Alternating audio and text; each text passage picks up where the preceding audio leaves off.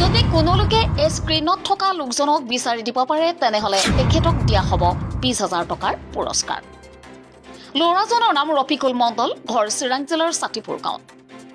ৰফিকুল মণ্ডলৰ নামত কাজলগাঁও আৰক্ষী চকীত গোচৰ ৰুজু হৈছে আৰু তেখেতৰ লগত আৰু 4জনৰ নামতো আছে গোচৰ।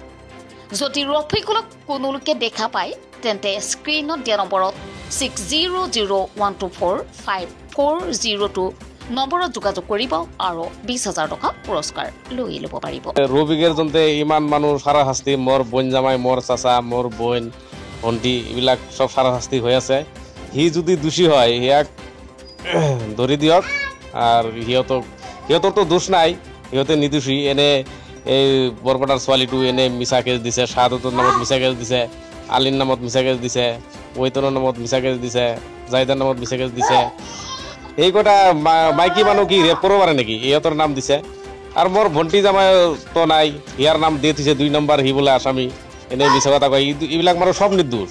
সিটো দোষী, সি ছোৱালীৰ লগত কি কৰিছে না কৰিছে সিয়াক ধৰি জেলত দেখ না কি দিয়ক, মোৰ কোনো হেৰি নাই।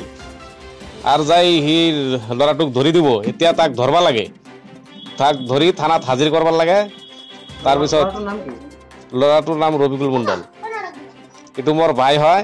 তাক ধৰি দিয়ক, ধৰি থানাত দিয়ক, যাই ধৰি দিব, তাক কি পৰিষ্কাৰ দিব লাগে দিম। এতিয়া ইমাৰ্জেঞ্চি আজিৰ কালি ভিতৰতে ধৰি দিব লাগে তাক।